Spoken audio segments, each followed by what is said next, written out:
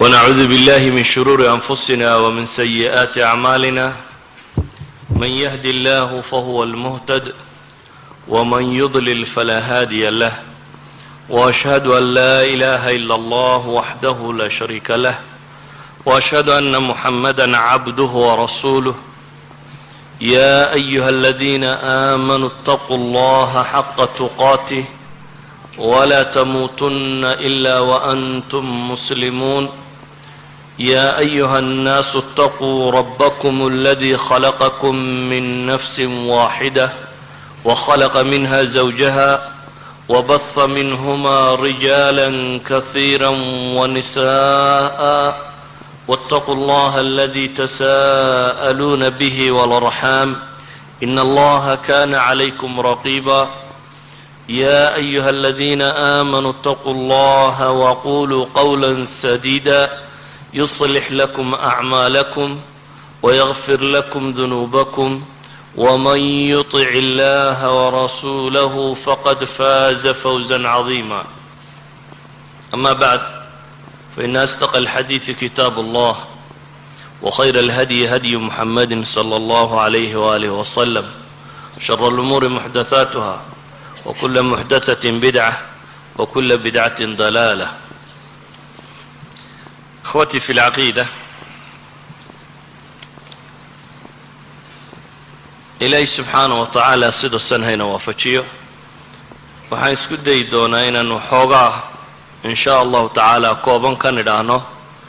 ee qabasaat min qisati yuusuf ama iftiinno ama tusaalayaal ka mida qisada nebi yuusuf sawaad ogsoonteen qur-aanka waxaa ka mid ah suuratu yuusuf la yidhaahdo waxaan filayaaba nebi yuusuf meel kaloo qura mu'min aali fircawn markuu ka warramayo quroo kalaaba qur-aanka meel kale lagaga sheegay waa qiso ka gedisan qisaska qur'aanku sida kale ay u qoran yihiin waa qiso bilowgeedii ilaa dhammaadkeedii suurad qura ku wada jirta meel qura ilaahay subxaana wa tacaala kusoo wada arooriyey waa qiso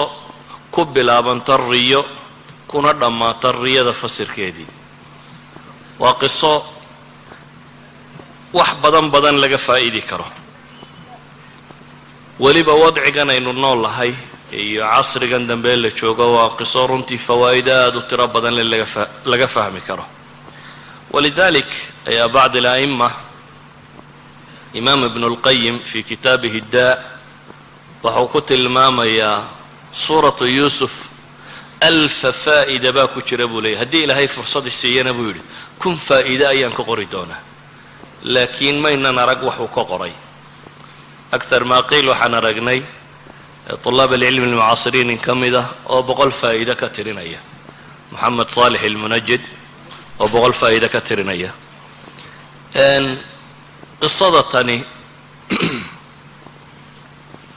waxaa la yidhahdaa suuraddani waxay nebiga ku soo degtay salawaatu ullahi wasalaamu calayhi wakhti oo aada u dhibanaa wakhtiga loo yaqaano caamil xusni aw bacdah ayay soo degta bay yidhaahdaan wakhtigii uu nebigu waayey salawaatu ullahi wasalaamu calayh sanadkiisii daakhiliga ahaa iyo kii khaarijiga ahaa ee basharka ka mid ahaa yacnii waxaa geeriyooday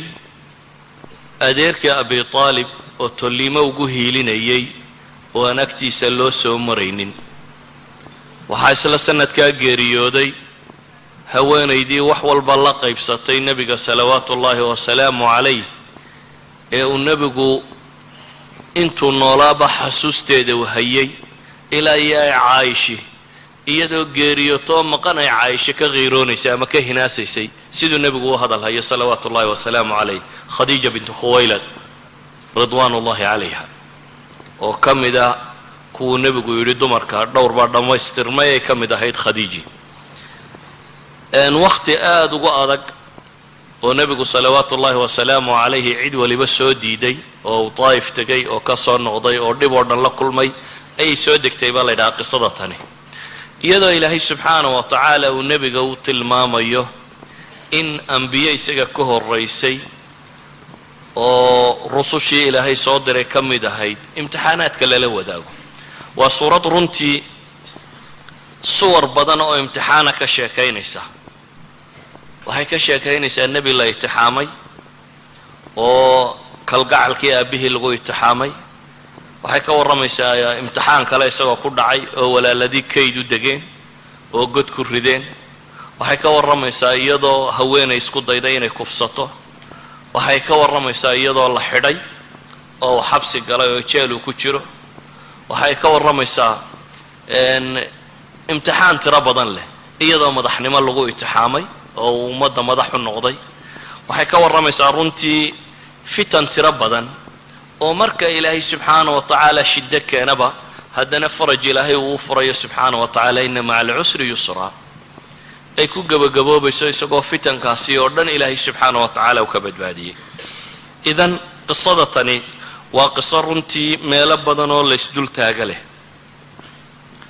waa suurad xataa tarkiibkeed qaabku u yaalla ay ka gedisantahy waa suuradda qudha ee 4 riyo kusoo wada aroortay iyadoo aan rajaynaya qur-aankaba in 7 riyo ku jirto yacni nebi ibraahim riyadiisa iyo suurat alfatxi ta nebi moxamed salawaatu ullahi wasalaamu calayh iyo qisatu beder suuratu ali cimraanta ku saabsiisan iyo 4 riyo oo ku wada jira fii suurati yuusuf isagoo riyooday 2 jeelka kula jiro riyooday boqorkoo riyooday 4 riyo oo ku wada soo arooray qisadatan qisadatani runtii waxyaabo tiro badan bay leedahay ilaahina subxaana wa tacaala wuxuu ku tilmaamaya laqad kana fii qasasihim cibra liuli lalbaab ma kana xadiidan yuftara ilaahay subxaana wa tacaala qisadatan waxyaabaha tirada badan le uu kaga warramayo waxaan jeclahay caawa inaynu deris ka mida qaadanno haddii ilaahay nolosha fusxa ka bixiyo oo ay suurto gasho jawaanib kale mar kalaynu ka eegi doonaa waxaan ka eegaynaa haddii alla yidhaahdo subxaana wa tacaala nebi yuusuf gurigii uu ku soo koray oo dhibi ka dhex dhacday oo mashaakil qabsaday oo kala durkay oo kala lumay iyo xalkii loo helay ilaahay qur-aanka wuxuu ku tilmaamaya laqad kana fii yuusufa wa ikhwatihi aayaatun lisaa'iliin nebi yuusuf iyo walaaladiiba waxa idinku sugan baa ilaahay leeyahy subxaana wa tacaala aayaad baa ugu sugan lisaa'iliin waa qiso markaa u baahan daraaso aada u tiro badan leh qisadatan ilaahay subxaana wa tacaala wuxuu inoo tilmaamayaa nebi yuusuf iyo walaaladii inay aayaad ku sugan yihiin maxay sameeyeen nebi yuusuf iyo walaaladii ilahay wuxuu ku tilmaamayaa id qaaluu layuusufu waakhuuhu axabu ilaa abina mina wanaxnu cusba ina abana lafii dalaalin mubiin اqtuluu yuusufa aw iطraxuuha arda yakhlu lakum wajhu abikum watakunuu min bacdihi qowma صaalixiin ilaahay wuxuu inoo sheegayaa subxaana wa tacaala waxaa aayaadku ku sugan yihin baa la yidhi markay yidhaahdeen nebi yuusuf iyo walaalkii ayaa aabba inaga jecel yihi innagoo annaguna aanu nahay bay leeyihin cusba koox aanu nahay ina abana lafii dalaalin mubiin aabba bay leeyihin baadi cad ayuu qadiyaddan kaga sugan yahay mas'alada tanna aabbo ma asiibin bay leeyihin waayo 2 qof in cusba koox dhan laga jeclaadaa waa miisaan aan saxsanayn xasba iddicaayihim awalan nebi yacquub waxay ku eedaynayaan inuu yuusuf iyo walaalkii ka jecel yahay horta jacaylku qalbiga dega ilaahay baa xukuma subxaana wa tacaala qulubta bini aadamka qofka muslimkaa waxaa saarani waa inuu cadaalad sameeyaa alcadaala laakiin qalbigu cidda uu raacayo ilaahay baa shaqo ku leh ilmaha aada dhashay inaad u cadaalad samaysaabaa korkaaga saaran laakiin basharku haddana ilmaha uu dhalay qalbigiisa way ku kala wen yihin inaad u cadaalad samaysiyo inay qalbigaaga ku kala weynaadaan waa 2 kala gedisan nin carbeed oo reer miyaba waxaa la yidhaha carruurtaada ayaad u jeceshahay kolba kii ugu yar ama baahi qaba buu yidhi yacni un odaygiiyo islaantu hadiyo goor waxa laga yaabaa ka yar unay siitidaanka ugu yar oo isaga loo dareemayo in dacf iyo dhibi hayso oo ay kaa soo dhoweeyaan asbaabo badan baa keena in carruurta la kala jeclaan karo waxaa laga yaabaa inay ku kala dhega nugul yihiin midna markuu yeedhaada maqlo inuu hooydu ka soo horrayso oo kuu yeedhayo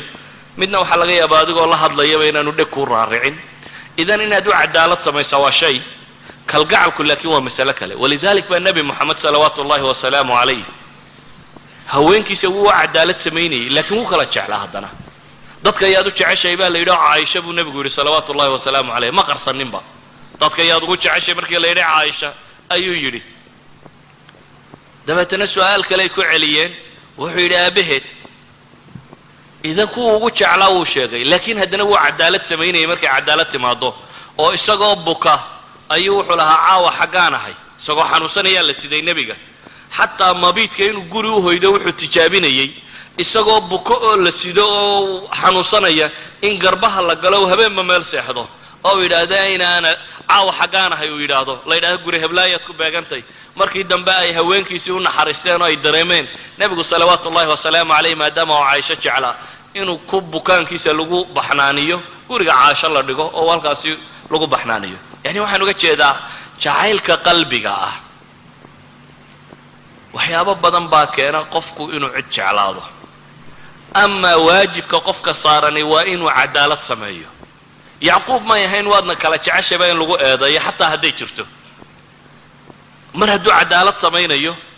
dembi maaha inuu qofku kala jeclaan karo laakiin ilmo yacquub waxay ismoodsiiyeen arrin ah yuusuf iyo walaalkii in loo kalgacal badan yahay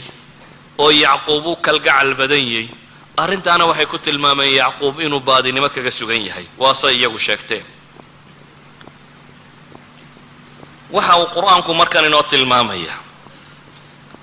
masaa-isha amraad alquluub xanuunada qalbiga ku dhacaya siday khatarta u yihiin qofku hadduu qalbiga ka bukoodo oo qil iyo xaqd iyo xasad iyo buqdi iyo waxaasi hadday qalbiga galaan inay qoys xataa mujtamac ballaadhan ka kaalayo qoys inay dumin karaan oo ay kala dareerin karaan waxay masaladani tilmaamaysaa ilmo yacquub mas'aladani xadkay la gaadhay waxay la gaadhay inay soo jeedinteedu noqoto uqtuluu yuusufa aw itraxuuhu arda yuusuf in la dilo yuusuf jariimadu galay waa maxay ma dembuu galay xataa haddii yacquub buu ahaa ka wax jeclaaday yuusuf isaga waxbaba ma samaynin laakiin markay dadku xaasidnimada iyo xaqdiga iyo qalbigu markuu xumaado waxaa ku dhaca qofka indhala-aan mawaasiinta ka lunta sida wax loo qiimeeyo xataa ma garta u walidaalika ilmo nebi yacquub waxay qaateen fikradda ah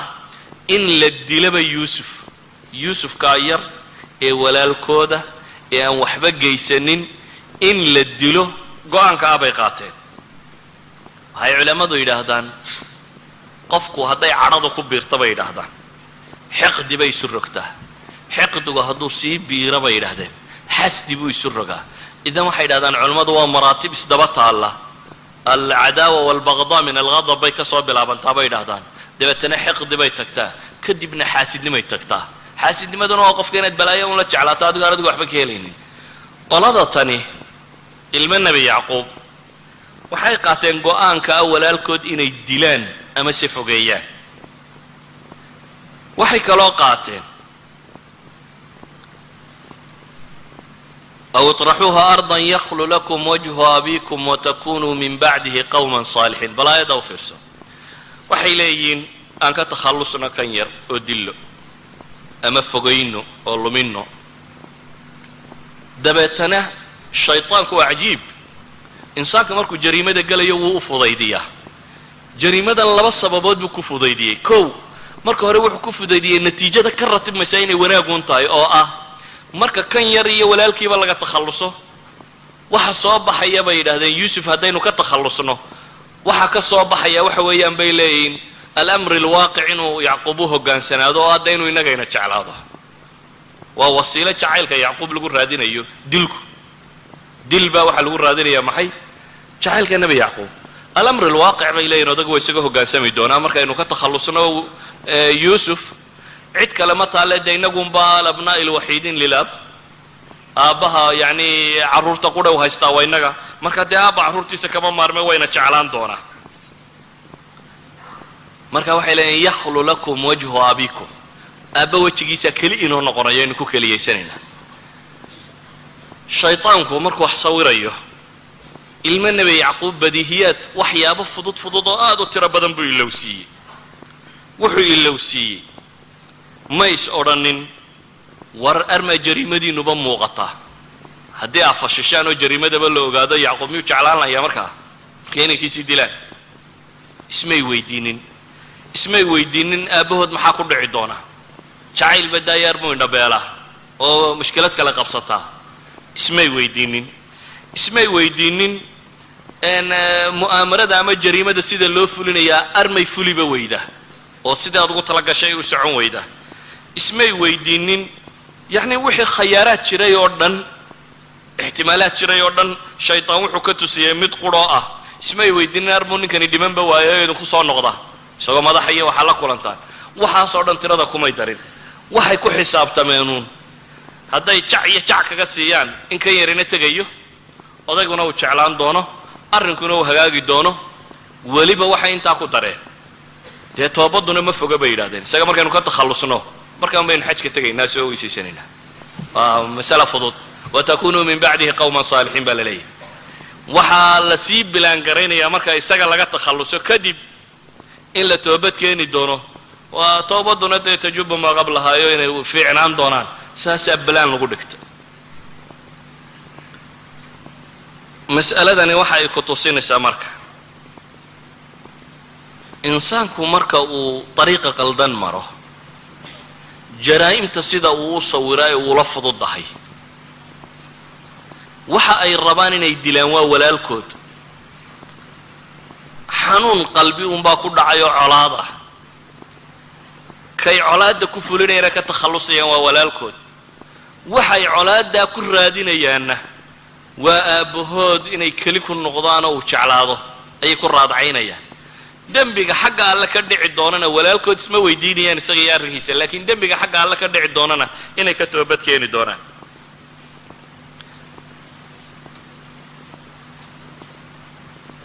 ra'yigan bay qaateen ilaahay qur-aanka wuxuu ku tilmaamaya qaala qaa'ilun minhum laa taqtuluu yuusufa waalquuhu fii ghayaabati اljubbi yaltaqitu bacdu sayaara in kuntum faaciliin ilaahay faraj buu u furay nebi yuusuf oo mid yagii ka midun baa yidhi weer ha diline meelaha god aan iskaga tuuro dadkaa socotada iyo waxaasi ha qaataanoo hayna dhaafaane bacda muxaawalaat sida qur-aanku tilmaamayo suuradda ma tafsiirayno laakiin meelahaynuu dan leenaynu tilmaami doonaa bacda muxaawalaat aabbahood inay isku dayaan inay ku qanciyaan oo u warramaan oo yaa abaana maa laka laa ta'manna calaa yuusufa wainaa lahu lanaasixuun arsilhu macana gadan yartac wayalcab wainaa lahu laxaafiduun qaala inii layaxzunanii an tadhabuu bih waakhaafu an ya'kulahu الdi'bu waantum canhu gaafiluun ilaahay subxaana wa tacaala wuxuu ka warramay waxay dood soo samaysteen iyo siday rabeen inay yuusuf u qaataan iyo aabbahood siduu u shakisnaaye uga warwarsanaaye kolba meel isu taagaya iyana isku dayeen godku istaagaba inay ka saaraan oo ra'yigooda ay ku fuliyeen qadiyaddii waa fuliyeen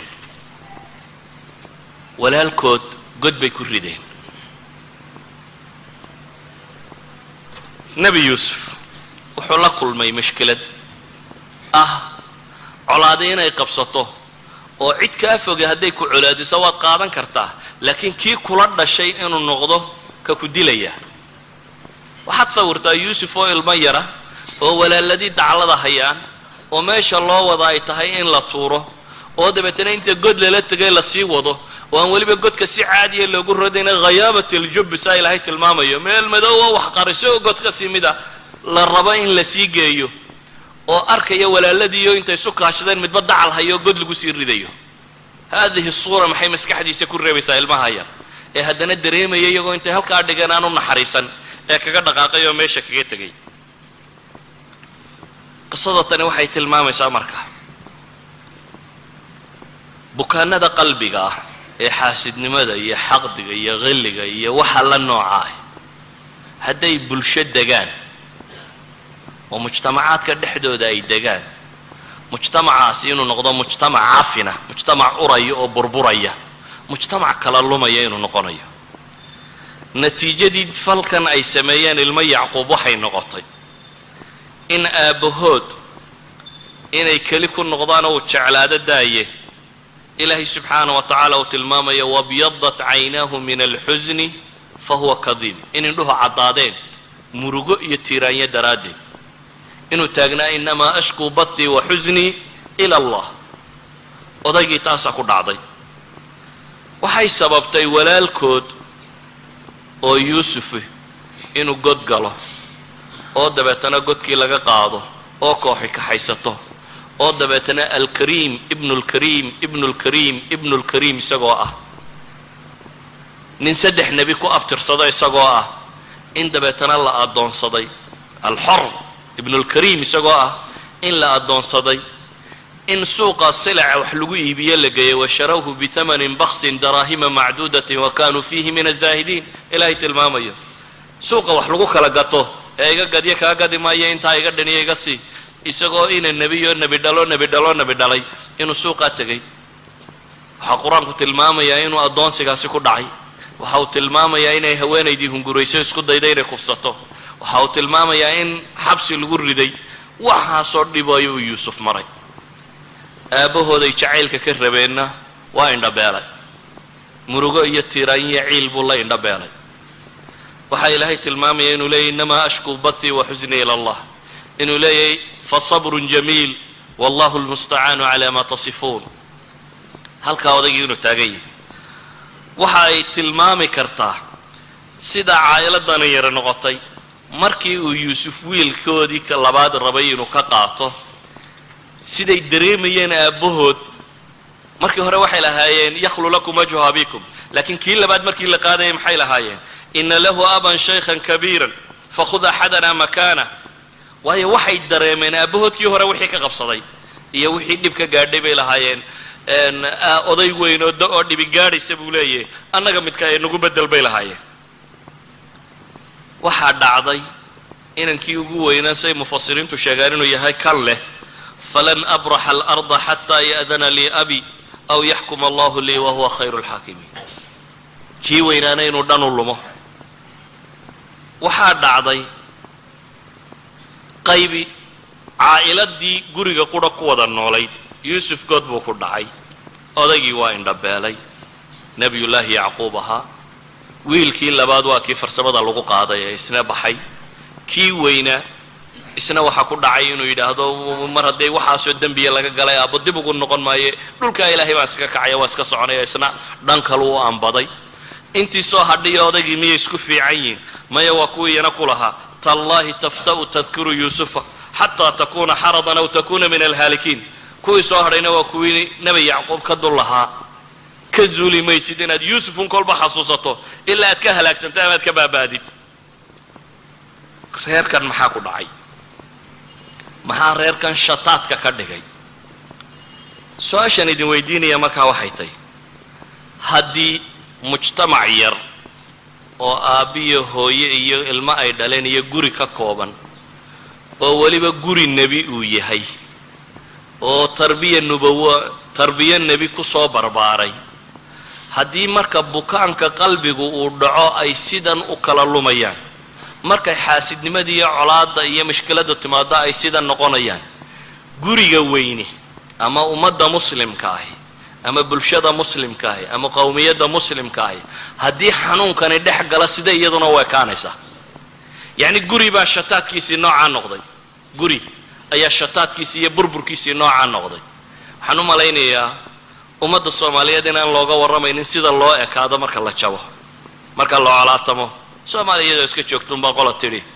haddaynu xagg iyo xagga kaga dhufanno oo dabeetana watakunuu min bacdihi qowman saalixiin yakhlu lakum wajhu abiikum bay raadinayeen. meesha inay fuulaanunoo iyagu inta kale dareeriyaan. waxoogaaga dhintana dee waynu toobad keeni doonnaa unbaa la lahaa. watakunuu min bacdihi qowman saalixiintaa la taagnaa. wa nafsi alqisa laakiin min khilaali beytin kabiir.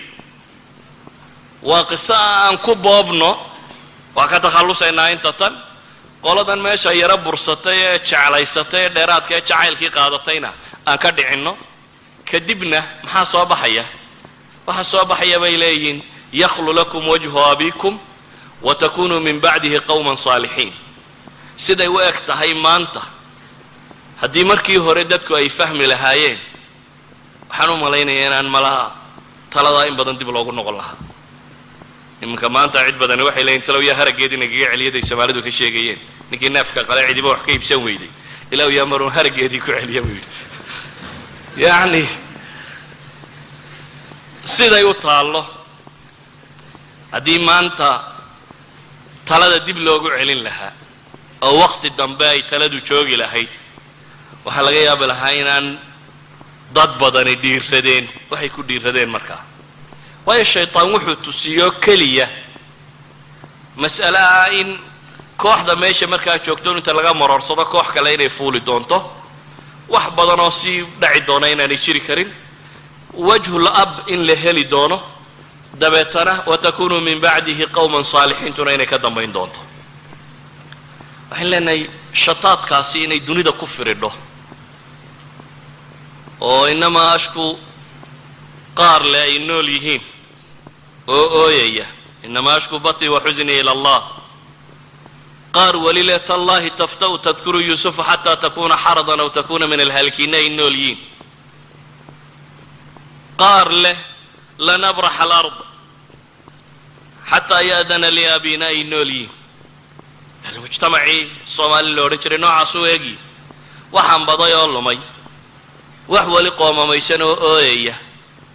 wax weli inta kale hadhay kusii diganayoo le tallahi tafta'u tadkuru yuusufa ma lcilla idan cilladu waxa weeyaan amraad alquluub mujtamaca haddaan marka hore la ilaalin xagxagashada laga ilaalin waxa isku haya laga ilaalin qalbiga waxaa qofka muslimkaa waxyeelaya laga ilaalin akhiiran natiijadiisu nooca kan bay noqonaysaa su-aashan qisada markaa uga jeedaa marka kan waxay tahay hal min xal waxayn leenahay aan eegno yuusuf muxuu ku xallilay yuusuf gurigii dib inuu ururiyey suuraddaa sheegaysa inay dhammaantood isugu wada yimaadeen suuraddaa sheegaysa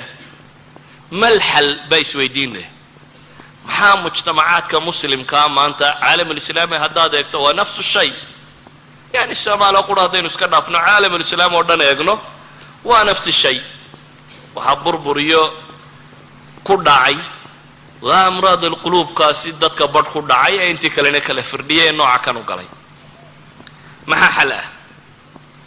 qisada yuusuf suuradda tani waxay culammadu yidhahdeen waa suurat alcifa bay yidhahdaan nebi yuusuf wuxuu ahaa cafiifu llisaan cafiifu lqalb cafiifu ljawaarix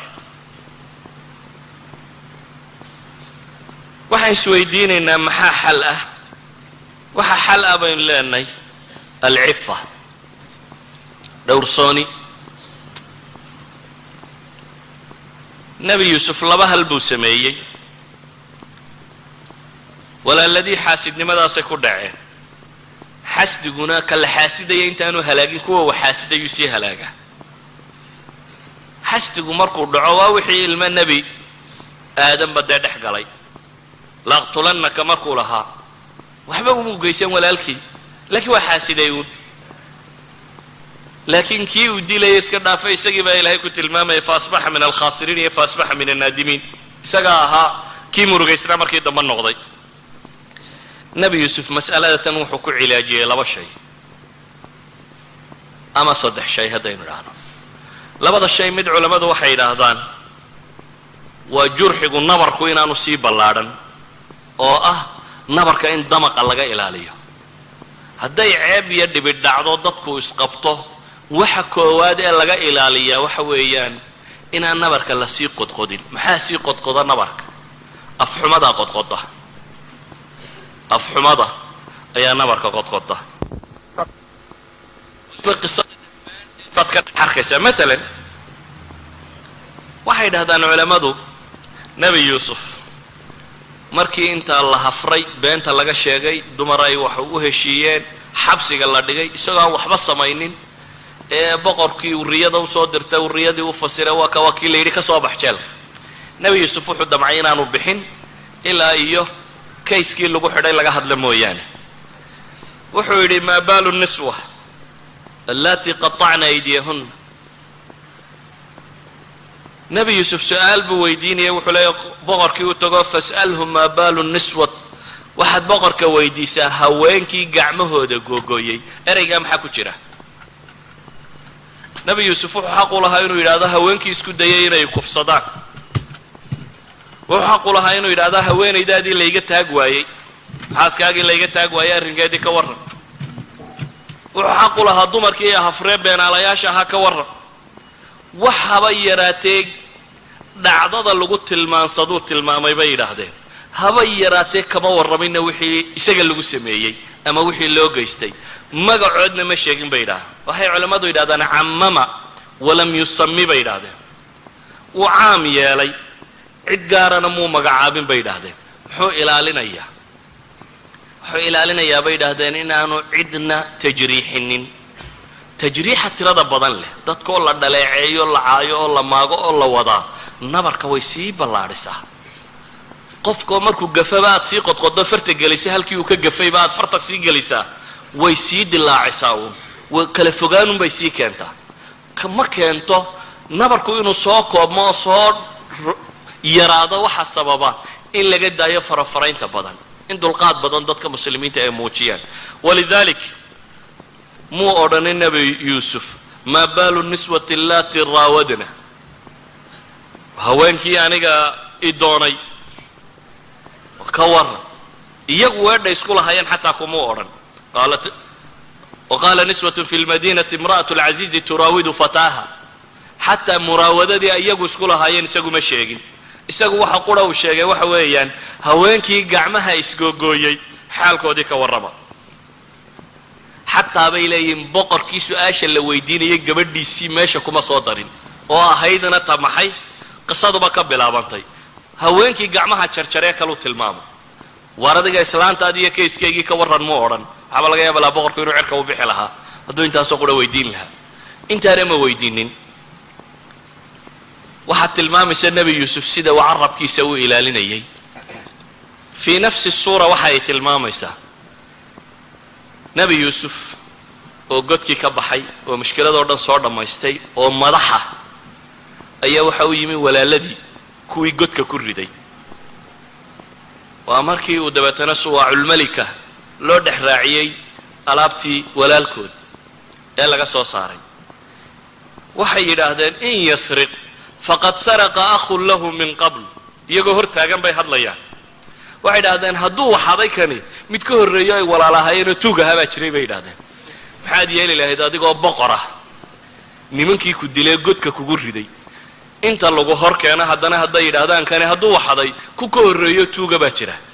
niman aad kiiskii hore ku qaadin oo waxba aanad u sheeganin oo iyagu god kugu rido ku dilo waxaasoo dhan kugu sameeyey oo haddana weli aan kaa hadhina ku masabidaya nebi yuusuf ilaahay wuxuu ka tilmaamay wuxuu yidhi faasarahaa yuusufu fii nafsihi walam yubdiha lahu qaala antum sharu makana wallahu aclamu bima tasifuun naftiisa wuxuu ku qariyey baa ilaahay yidhi subxaana wa tacaala nebi yuusuf oo aanu cidna u muujinin hoos qalbigiisa wuxuunbuu ka yidhi antum sharu makana idinkaa ka liito ka meel hooseeya ka shar badan wallahu aclamu bima tasifuun ilaahay baana og waxaa sifaynaysaa hal minkum intaa yeeli kari lahaa ma jira hadday walaaladaa ku dilaan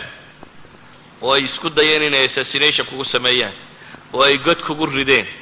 oo dabeetana ilaahay madax kaa dhigay oo ad adigoo madaxa qabato iyagiio ay kuu yimaadaan oo haddana weli ay ku eedaynayaan iyagoon waxba kugu lahayn haddana ay eeddaa u taagan yihiin oo ay leeyihiin in yasriq faqad saraqa akhun lahu min qabl nebi yuusuf wuxuu ku gaabsaday baa ilaahay leeyay subxaana wa tacala inuu qalbigiisa inta ka yidhaahdo bale waxa kugu filan nebi yuusuf waxay mufasiriintu yidhaahdaan marna iskuma dayin walaaladii inuu masaa'ilkan ku qaadqaado sida daraaddeed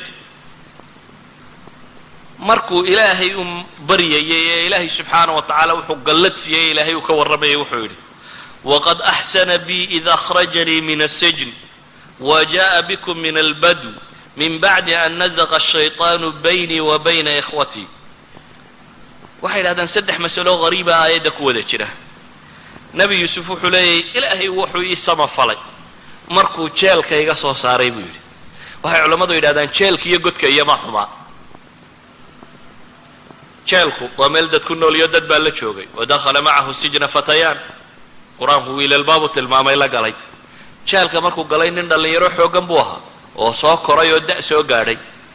jeelku waa meel dadka cunno lagu siiyo waa kanoo bashar lala kulmo amaa godku kow khayaabat iljubbi baa lagu riday meel madoobo goda baa lagu riday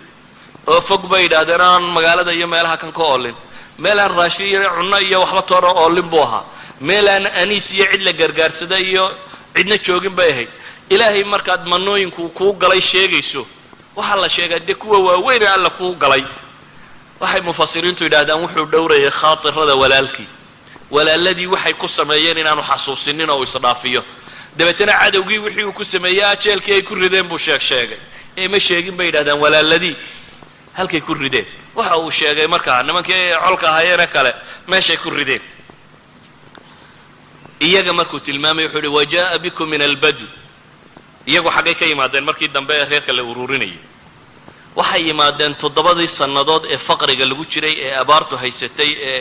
muu odhanin markii idinkuna caydha noqoteen idinkoo caydha alla iikiin keenay waayo iyaga abaar baa ku dhacay oo kuwii caydhooba dee dhibtu qabsatay ma sheegin wuxuu yidhi markii ilaahay baadiyaa idinka keenay baadiyuu mar lagu barwaaqaysan yahay oo caana iyo hilibba leeyay iyo beer iyo midhaba u leeyay iyo mar lagu haraadanyayba waa jirtaa waa u camimay bay yidhaahdeenoo wuxuu tilmaamay maxay wajaa'a bikum min albadu muxuu kale sheegay min bacdi an nazaqa ashayطaanu baynii wa bayna ikhwatii shaydaan ma iyagu derderay mise yuusuf ma waxbuu ku lahaa dhibtii dhacday oo dhan waxba ma samaynin marnaba isagu wax ma samaynin saa ka muuqata qur-aanku kaga warramayo laakiin isagoo khaatirka walaaladii dhowrayabuu wuxuu yidhi baa la leeyay min bacdi an nazaqa ashayطaanu baynii wa bayna ikhwatii markii shayطaan aniga iyo walaaladayna kala dhex galay nasqu shayطaan kaanamaa labadooda kooxood bau ku dhacay oo shayطaan buu eedana saaray wuxuu kaloo ka dhigay labadoodaba inuu dhex maray waxaasoo dhammi waxa ay sheegayaan bay culammadu leeyihin wuxuu rabay lisaanka jariixa carabkaagu hadduu noqdo mid dadka muda waxaad tahay qof wax firdhinaya ma tihid qof wax daaweynaya walidalik buu wuxuu iska ilaalinayay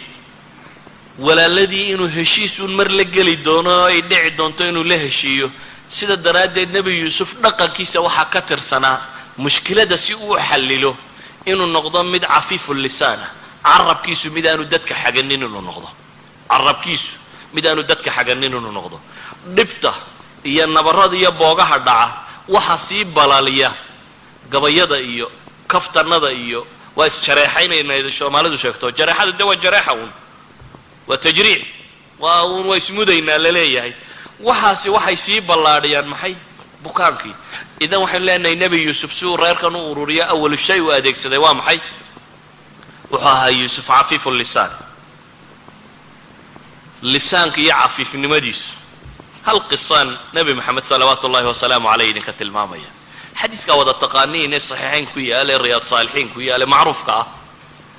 yahuud baa nebiga u timi iyadoo caayishina fadhida dabeetana waxay ku yidhahdeen assaamu calaykum assaam geeriye korkaaga ha ahaata bay nebiga ku yidhahdeen intay u yimaadeen waxay iska dhigayaan inay salaamayaan oo assalaamu calaykum bay laamkii ka boodeen dabeetana assaamu calaykum bay yidhahdeen geeriye korkaaga ahaato waa goorma waa nebigoo xaaskiisii la fadhiya salawaatu ullahi wasalaamu calayh ayaa la soo doontay oo adyad iyo gardarro inta lala soo doontay ayaa haddana la salaami maayo la habaaraya oo la leeyahay assalaamu calaykum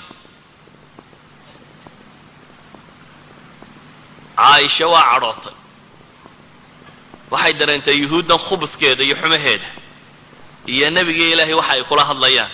dabeetana waxay tidhi wacalaykum assaamu wallacna idinka geeri iyo nacdashaa laba korkiina ha ahaata bay ku tidhi nebigu salawaatu ullaahi wasalaamu calayhi wuxuu ku yidhi caaishaay mu'minku ku af xun maaha ku faaxish iyo mutafaaxish midna maaha buu nebigu ku yidhi salawaatu ullahi wasalaamu calayh caaisha way dooddo waxay tidhi ilaahay rasuulkiisiiyo miyaad maqlayn waxay ku hadlayaan waxay is tidhi malaa nebigu saani uma maqal warkay qoladani sheegtay wuxuu nebigu ku yidhi waan maqlaya aniguna waxaan ku idhi wacalaykum xataa wacalaykum assaamu intay yidhaahdeen in leeg inuu yidhaahdo uu iska diiday wuxuu ku koobsaday oo qura maxay wacalaykum ayaanana idhi buu leeyahy idinna korkiina ha ahaato haddaad salaan sheegteenna korkiina ha ahaato haddaad wax kala sheegteenna korkiina ha ahaato mujarad xataa inuu lafdigii soo celiyo ayuu nebigu salawaatu ullahi wasalaamu calayhi ka gaabsaday walidalik buu wuxuu leeyahy wacalaykum assaam faqad maxay taasi tilmaamaysaa waxay tilmaamaysaa qofka muslimka ah ee murabbiga ah ee la rabo inuu dad tarbiyeeyo kobciyo waxa laga rabo carabkiisu inuu ahaado oo ah inuu muslimiinta hadduu nebi maxamed yuhuudda nabadgeliyay muslimka maxaad u malaynaysa waxa ka nabadgelaya wacaynkan ula dhaqmaya hadduu yahuudi yahay famaa baalu lmuslimiina xuquuq dheeraada kugu leh idan waxaan leenahay awal shay uu adeegsaday nebi yuusuf si uu masalada tan u daweeyaa waxa weeyaan carabkiisuu ilaaliyay ثاني shay baan tilmaamaya shayga labaad ee uu nebi yuusuf adeegsaday waxa weeyaan mas'alat alcaf alcifa waa tii hore wa ثaaniyan alcaf inuu dul qaatay oo iska cafiyey oo dhaafay walaalihiisii waxa uu geystay markuu su-aasha weydiiyey yidhi hal calimtum maa facaltum biyuusufa wa akhiihi id antum jaahiluun war bal ka warrama markii yuusuf waxaa ku samayseen laakiin waa uu cudurdaaraya wuxuu leeyay markii ay jaahiliinta ahaydeen qaaluu ainaka la anta yuusuf oo ma adigaaba yuusuf ay yidhaaheen waa markii la isbaranayo koowaad ainaka ma adigaa yuusuf ah qaala ana yuusufu wahada akhi qad mana allahu calayna inahu man yataqi wayasbir faina allaha la yudiicu ajra almuxsiniin qaluu tallahi laqad aaharaka allahu calayna wain kuna lakhaati'iin قال لا تثريب عليكم اليوم يغفر الله لكم وهو أرحم الراحمين markay yidhahdeen maadaa yuusufa wuxuu yidhi anna yuusufaan haykanna waa walaalkay ilaahay baa nagu galladaystay buu yidhi waxaasoo nimcaa innahu man yataqi wayasbir ninka labadaa isku darsada alla ka cabsi iyo sabir qofka isku darsada dunida ma hooga buu leeyahy ilaahayna dadka samaha sameeya ma hoojiyo qaluu tallahi laqad aaharaka allahu calayna ilaahay baan ku dhaaranay alle waa nooga kaa roonaaday bay leeyihin wain kunaa lakhaati'iin annana waa gafsanayn wuxuu ku yidhi laa tasriiba calaykum canaaniba korkiinna maaha garnaqsi iyo warkaasi ma jiro wuxuu leeyahay canaaniba korkiinna maaha ee yakfiru allahu lakum alle dembigiinna ha dhaafo canaani korkiinna maahee alle dembigiinna ha dhaafo mas'alat alcafwi waalmagfira waalsafx waa masaa'ilka maanta yar ay muslimiin badani ilowday maalin haddaan nin wax isku qabateen beraanu kaas qabanaydunbuu hayaa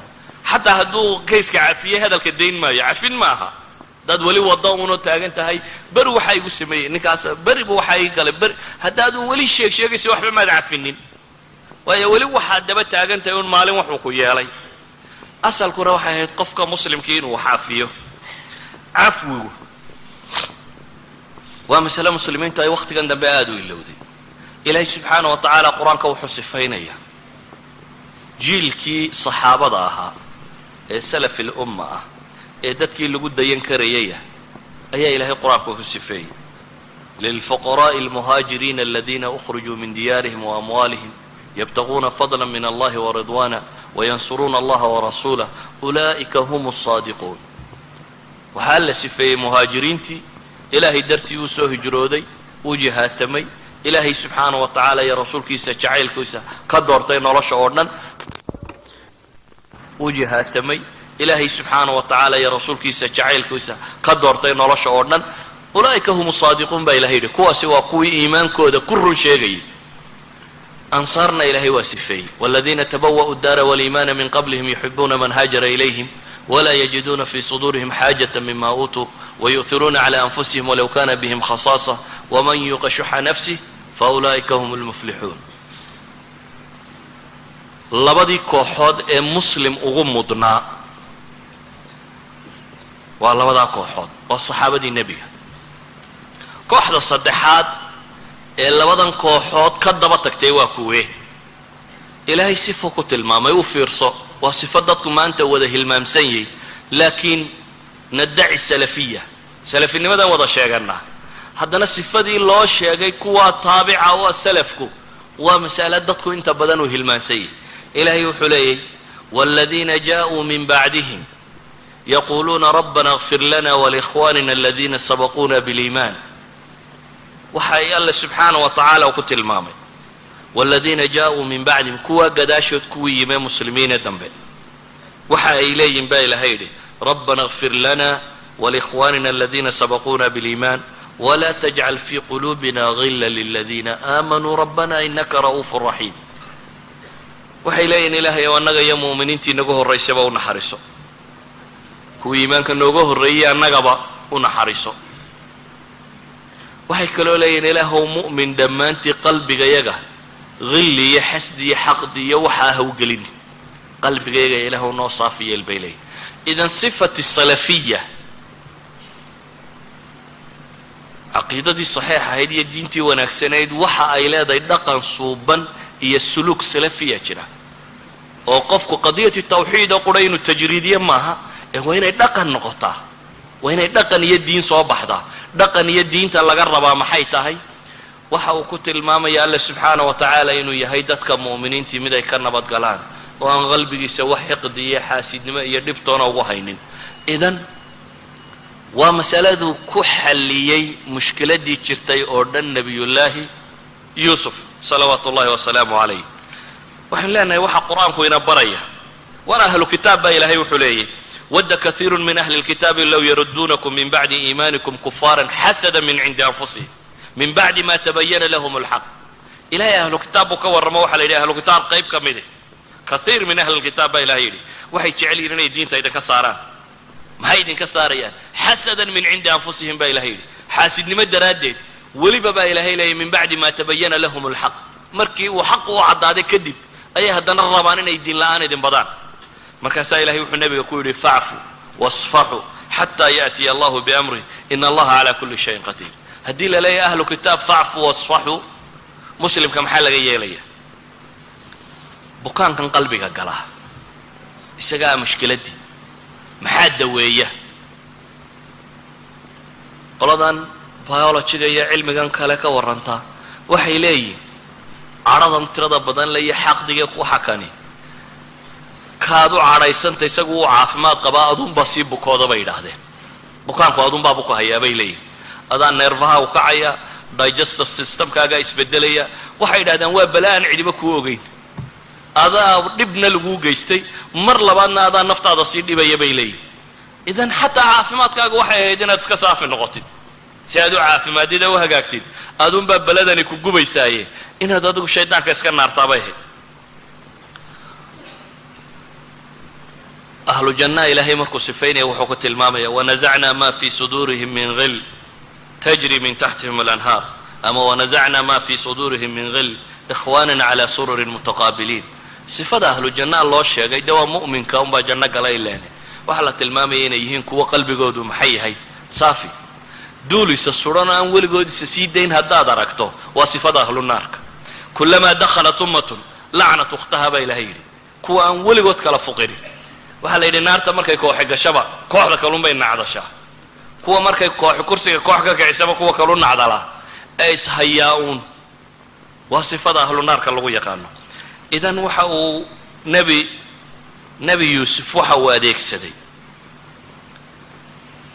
alcifa oo aynu carabkiisa ilaaliyo dhowro wuxuu kaloo adeegsaday qoyskaasi si uu soo uruuriyo nabarkii markuu ka ilaaliyay inuu damqo haddana inuu cafiyo laa tasriiba calaykum alyawm yakfir allahu lakum buu adeegsaday masalat alcafw waxaan rabaa inaan idinka daadajiyo bal aan dib u soo noqdo yuusuf oo qurayaan joogi uxud ayaa nabiga ku dhacday salawaatu ullahi wasalaamu calayh uxud waxa ay mushkiladdu u dhacday saynu wada naqaano saxaabo wax ismoodsiiyey oo dabeetana hunguri galay oo meeshii uu nebigu yidhi ka dagaalgali waayo soo yaacay dabeetana muslimiintii waa la jebiyey jab adag baa ku dhacay oo ah kuwuu nebigu jeclaa ama ugu dhowaa xamse iyo inta la dilo in la googooyo oo tamhiil lagu sameeyo beerkiisa dumar calaashadaan in saxaabo badan la laayo rag badan in la oofsado muscab ibnu cumayr iyo raggii madiinaba furtay ee diinta geliyey ee sacd ibnu mucaad iyo mucaad ibnu jabal iyo raggii la yaqaanay diinta ku soo daray waa maalmahay meeshan alla uu ku kaxaystay waxaasoo dhibi markay dhaceen riwaayaadka saxiixi waxay tilmaamayaan saxaabada badh oradkii inay madiino dib u galeen markii la jabay ragga badh baa yaacay oo oradkii madiino galay waxaasoo mashaakila dhacay nebi maxamed wixii oo dhibaa ku dhacay salawaatu ullahi wasalaamu calayh in ilkaha qaar jajabaan biro ay galaan dhiigguu laga daadiyo salaadii uu fadhiga ku tukado uu sarajoog ku tukan kari waayey waxaasoo mashkiladii iyadoo dhacday ayaa ilaahay qur'aan soo dejiyey. ilahay wuxuu leeyay fabima raxmatin min allahi linta lahum walow kunta fadan galiida alqalbi lanfaduu min xawlik facfu canhum wastakfir lahum washaawirhum fi lamr. kuwa isagoo alla ka warramayo mujtamac baa la rabaa in la wado. mujtamacu afraad maahe waa mujtamac dhan, waa basharo, waa khataa'iin, gafaf badan baa ka dhacaya, nooc walba way isugu jiraan. laakiin dadka qaadadee la rabo inay ummad hogaamiyaan, inay ummad culamo u noqdaan, inay ummad madax u noqdaan, inay ummad kaxayn karaan, waa inay noqdaan dad aan tirsiista aqoonin iyo ficiltanka, waa inay noqdaan dad cafiskooda uu ballaadhan yahay. walidalik baa ilaahay wuxuu nabiga ku leeyahay haddii aan naxariis alle qalbigaaga dejin oo aad tahay mid dabeecad adagoo kakan oo qalbi adag, dadkuba waa kaa yaaci lahaa baa ilahay leeyay walow xaqna sheege. dabeetana ilaahay wuxuu nabiga amray maxay? facfu canhum baa layidhi. kuwaa dagaalkii kaaga baxay iyo kuwaa jabay ee baqaya madiino oradka ku galay iyo waxaasoo dhan baa ilahay yidhi facfu canhum, dhaaf, iska cafi, adigu cafi baa layidhi. waxaa kaloo la yidhi weliba wastakfir lahum, ilaahayna dembi dhaaf weydii. intaa waxaa kaloo la raaciyay bulshaatiino dan baa idinka dhaxayse washaawirhum fi lamri baa ilahay yidhi. weliba la tashana, taladana waxbay ku leeyihin. iyagoo jabka keenay ayaa la yidhi taladana waxbay ku leeyihin. maa macnaa dalik? waxay sheegaysaa umamka sida loo hogaamiyaa inaanay ahayn nin buug madow sitoo hebel baa beri dambaabay una iyo maalin buu waxgalay oo aan weligiiba rikoodhka ka masmaxaynin oo aan qofka haddii ilaahay ka toobad aqla laga toobad aqbalaynin. qaabkaa maaha. waxaa laga yaabaa inaad tidhaahdo waxa shaksiga ee lagaa gal kari waa dan ummadeed iyo waa kane. qiso kale aan tilmaamo, xaadithatu lifk. waa tii beenta la sheegay ee gurigii nebi moxamed salawaatu ullahi wasalaamu calayhi beenta laga sheegay, iyo saxaabigii qaaliga ahaa ee safwaan ibnu lmucatal la odhan jiray. caaisha iyo safwaan baa waxaa la yidhi way isla hadheenoo xumay sameeyeen. dabeetana warkaasaa la faafiyey. qiyaadadii ummad oo nebi moxameda salawaatu ullahi wasalaamu calayhi ayaa gurigiisii beenta intaa lagalaga sheegay. beentaasi way faaftay oo waa la isgaadhsiiyey. markii hore munaafiqiin baa soo bilaabay, laakiin muslimiintii badh baa uun samaacuuna lilkadibkoodii iska rumaystay. wa fiikum samaacuuna lahum tukuwii alla tilmaamayay qaar baa noqdo warkoodii dacaayadkii markii laga badiyey run mooday. dabeetana warkii si caamu u faafa. ilaahayna subxaana wa tacaala mujtamacan inuu tarbiyeeyaa buu rabay. qur'aan markiiba lama soo dedejin le caaisha waxba may samayn, ama nebi maxamed ilaahay markiiba qur'aan ma soo dejin saaxadiisa beri yeelaya gurigiisa inaan waxba. bil baan qur'aan ka soo degin masaladaa. bil baa waxaad qiyaastaa magaaladii madiina oo hal biloo cir alla ka dhalatay warkaa un la wado oo cidda la dacaydaynaya ay nebi maxamed iyo gurigiisii tahay. abi bakar ridwaan ullahi calayh oo ummadda tan nebi moxamed dabadeed ugu fadli badnaa oo ahaa nin aad u xanaaq kulul markuu xanaaqo. abi bakar wuxuu ahaa nin xanaaq kulul hadduu xanaaqo, laakiin wuxuu ahaa nin waqaaf lilxaqa oo aan xaqa dhaafin. abi bakarna mas'aladaasi qabsatay oo inantiisiita wax laga sheegayo. intaa kadib yaa waxaan sheegay, dadka waxaan sheegay waxaa ka mida mistax ibnu athath. mistax waa nin saxaabiya, waa nin badariya, ahlu badara, waa nin muhaajira min almuhaajiriin ka mida, waa raggii ragga ahaa. laakiin nin kastoo ragga mar bay hoos martaa uun. nin kastoo ragga wa khayru lkhataa'ina tawaabin mar bay hoos martaa. ninkaa badariga ah ee muhaajirka ee caynkaasiya waa hoos martay oo wuxuu ka mid noqday fikraddan dadkii faafiyey buu ka mid noqday. khata intaa leeg buu galay oo fikraddan raggii faafiyey ayuu ka mid noqday. mistax waa mid kale abi bakar qaraabuu la wadaagaa oo hooyadii mistax hooyadii iyo abi bakar baa habar wadaago laba walaalii kala dhaleen. marka abi bakar waalid buu u yihi, inantana caaisha iyo markaa mistax laba habar wadaagaa kala dhashay, qaraabay caaisha yihi. waa mar saddexaade mistax iyo hooyadiiba waxay ka mid yihiin dadka uu abi bakar masruufo. abi bakar nin muslim oo hantiilaa buu ahaan jiray. wuxuu kaloo ahaa muslimiinta dadka ugu waxbixin badan. waa kii cumar lahaa maalin baa is idhi la beratanoo waxaan is idhi maanta xoolaad haysataa intaad laba u kala qaybiso nuskeen dabeetana waan imo abibakar waxaa la yidhi maxaad keentay xoolahaagiiyo wixiiba buu yidhi carruurtii maxaad uga timi ilaah iyo rasuulkii buu yidhi maalintaasaan go'aansaday buu yidhi inaan ninkan gaadhayn oo dib ula baratabin aniguna nus baan meesha la socdaa buu leeyay isna wixiisiiba uu keenay marka wuxuu ahaa nin aad u deeq badan abibakar oo muslimiinta wax siiya mistax iyo hooyadiiba markaa isagaa biilin jiray abibakar markaa maxaa wada haysta waxaa wada haysta nin uu isagu quudiyo oo isagii haddana dacayadaynayay reerkii nin uu tol iyo qaraabo yihiinoo waalid uu yahay oo isagii dacayadaynaya nin muslimoo muhaajir oo badariya oo intaasoo dhan diin soo wada galeen oo haddana isaga reerkiisii sheegaya abibakar masaladii wuu qaadan kari waayey marka ilaahay qur-aan soo dejiye la tilmaamay in arrinku saa yahay abibakar way ku adkaatay inuu liqo ninkan arrinkiisa ninka intaasoo dhan midnaba xeerin waayey islaamnimo igu soo dhaafay buu leeyahy ee tol iyo qaraabo soo dhaafay ee un wax siinaye waxsiintii soo dhaafay maxaad yeeli lahayd abubakar wax kale ku samayn maayo buu yidhi wax dambe ku siin maayo buu yidhi ina kala kaxee anigu shilin dambe oo aan leeyahay ku siin maayona saa inugu kala kaxee buu yidhi ilaahay baa qur-aan soo dejiyey leh waliyacfuu waliyasfaxuu alaa tuxibuuna an yakfira allahu lakum baa ilaahay leeyay ilahay wuxuu leeyay waar ha cafiyaan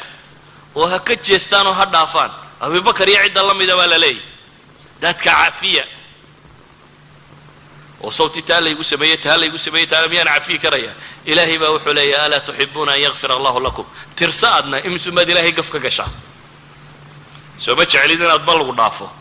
imisumaad dembi gashay markaad tiriso kan waad gasho kan waad gasho kan waad gasho haddana yaa rabbi unbaad leedaho gacmahaad kor u taagaysaa ma quusatid maalin walba waad qasaysaa laakiin haddana ilaahay ii dhaaf baad leeday ilaahay markaa wuxuu leeyay idinba waa jeceshinkaa iga gashaan ilaahay isagaa ku abuuray isagaa ku quudiya kownka isagaa iska leh nimcadaad haysato dhan isagaa iska leh halkaad u shukri naqi lahayd baad macsi ku samaysay wixii uu ku siiyo dhan haddana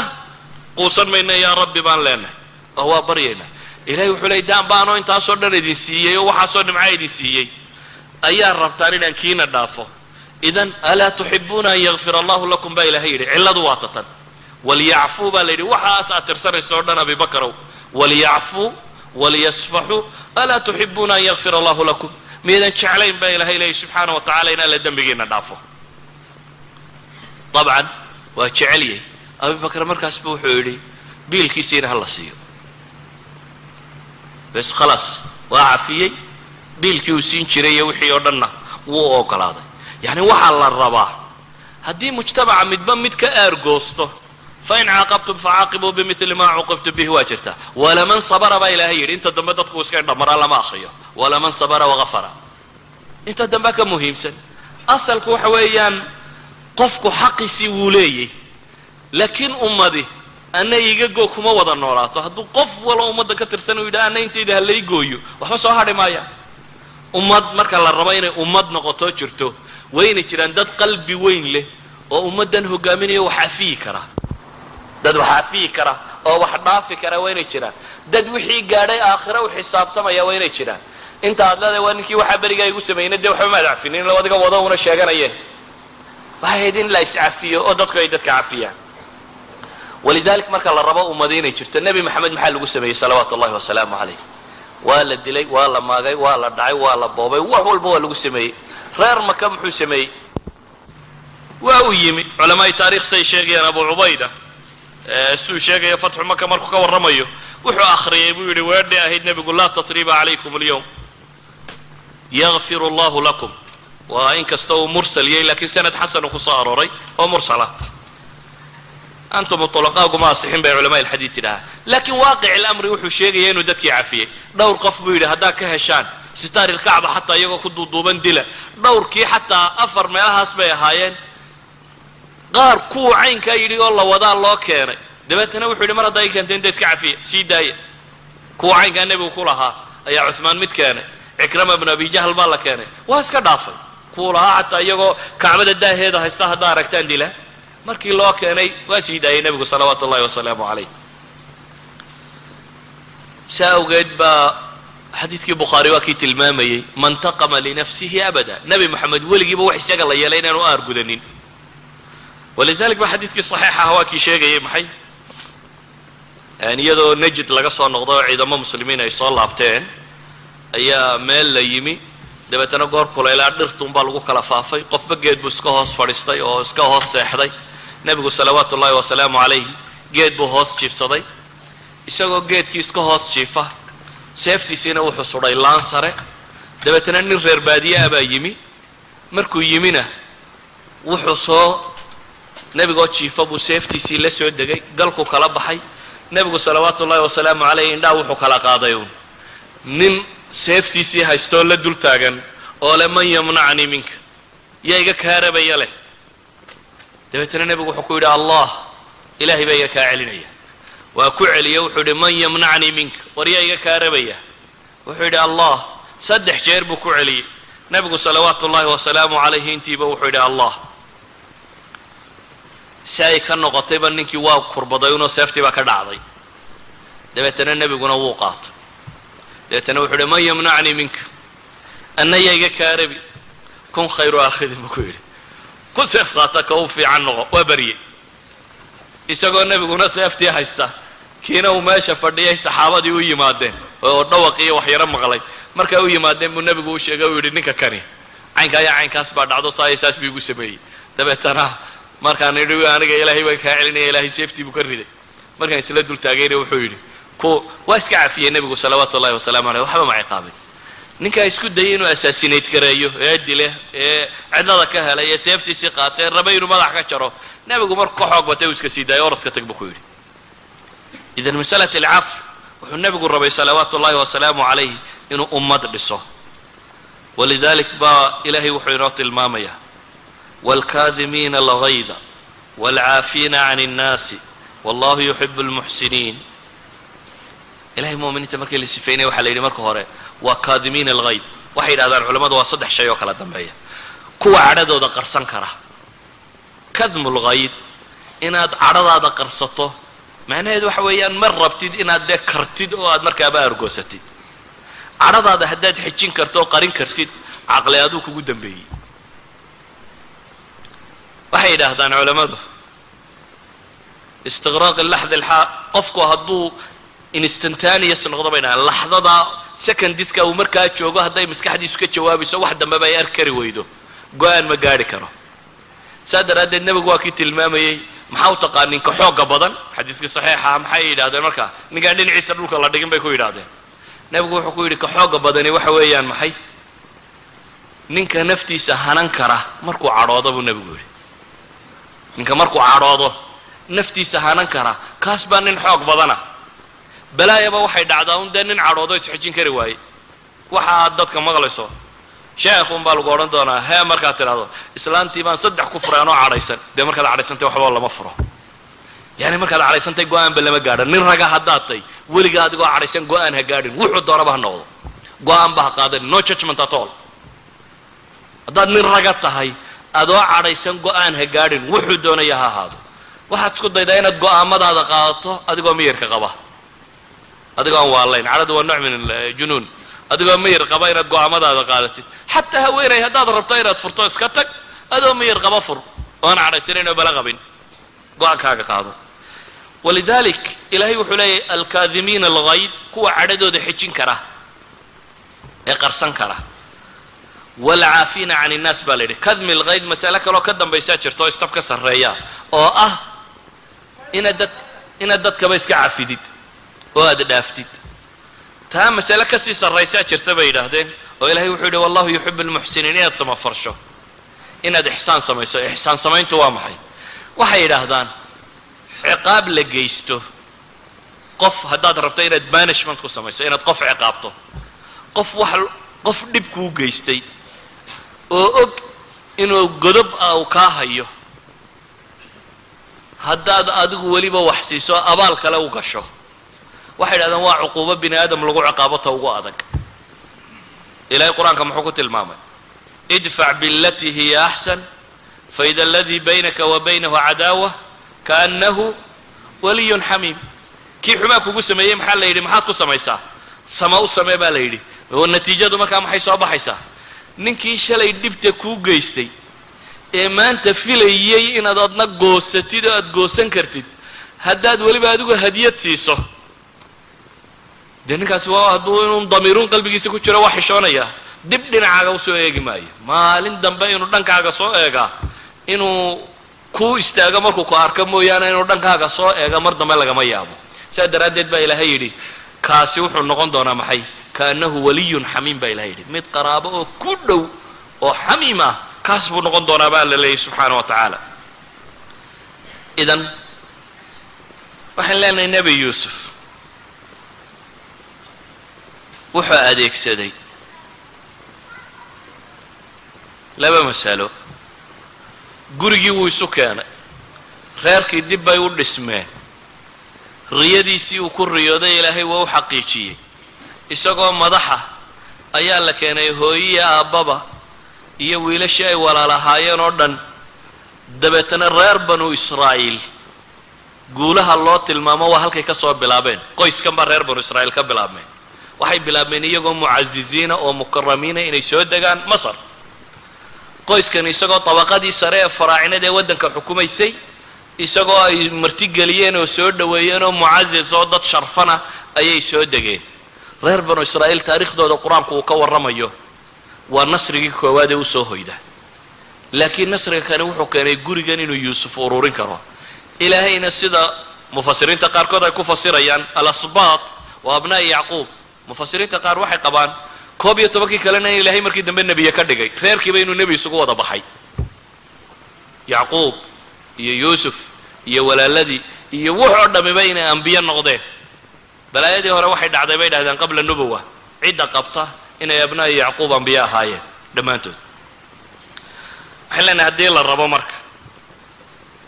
qisatu yuusuf waxaan leenahay cinwaankeeda koowaad waa cifa cifadana almaawardi wuxuu ku tilmaamayaa alcifa can almaxaarim walcifa can alma'aasim baa la yidhahdaa buu yidhi waa laba nooc alcifa can almaxaarim buu leeyay waa farjiga iyo carabka oo aad ilaaliso oo aad maxaarimta ka ilaaliso alcifa can alma'aatimna waxay yidhahdeen waa dulmiga inaad la jahrido iyo khiyaano inaad israarto oo qarsato oo aad iska ilaaliso nabiyullaahi yacquub nabiyullaahi yuusuf qisadiisu waxay caan ku tahay cifanimo waxaan leenahay hadduu nebi yuusuf gurigii ururiyey asaaliibtu maree qur-aanku inoo tilmaamaya waa tan cid kastoo usluubkan martaa waxaan leenahay guri kastoo baaba'a waa la ururin karaa ummad kasta oo lunta waa la ururin karaa walidaalika waxa koowaadee loo baahanya waxa weeyaan in dadka muslimiintii carabkooda ilaaliyaan carabkooda inay ilaaliyaan waxaa loo baahanya qofka muslimkii qalbigiisu inuu nadiif noqdo maxaa ka liita in toddobaad kasta lagugu soo celiyo camalka xadiidkii saxiixu muslim ku yaallay muxuu tilmaamayay waa kii nebigu lahaa waxaa ummadda acmaasheeda waxaa la bandhigaa khamiis kasta iyo maxay isniin kasta ilaahay loo bandhigaa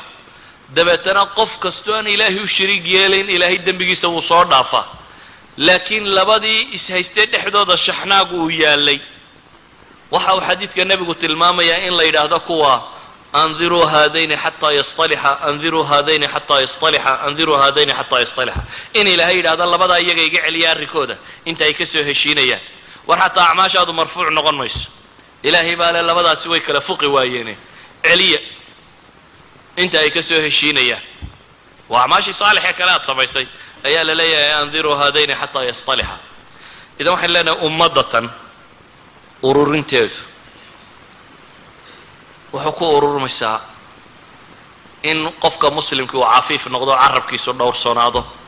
oo dadka muslimiinta oo dhan carabkaagu ka dhowrsanaado caama iyo culamaba qof muslimo wax duraya inaanad isku dayin iyada culamo iyo dadkaasi inaad durto daah kuwa waa kuwa imaamu axmed tilmaamayay maxay luxuumi alculamaa masmuuma man shamaha marid waman akalaha maat waa weedh runtii laga hayay imaamu axmed culamada buu yidhi hilibkoodu waa sumaysan yihi ninka ursadaa buu yidhi waa bukoodaa kii dhadhamiyaana waa dhintaa buu leeyahy imaamu axmed idan muslimka o dhan inaad nabadgeliso badbaadiso oo carabkaaga ka badbaado ayaa muhima muslimiinta dhibta dhex taalla inaan carabka lagu sii balballaadhin haddaad rabto in heshiis yimaado sheegsheegaagu inaanu badanin iyo inay dadku mansilati alcafwi u gudbaan oo ah inuu qofka muslimkii dulqaad yeesho iyo ragannimadii waxay ku jirtaa inaad wax cafiyi karto adba ilaahay baad ka rabtaa inuu ku cafiyo waxaad booshaaqladoo dhan allaad rabtaa inuu kaa dhaafo inaad adiguna ilaahay subxaanahu wa tacaala si uu kuu cafiyo inaad ummadda muslimiinta cafido waxaan leenahay qisatu yuusuf markan waa qiso macaani badan ay ku jiraan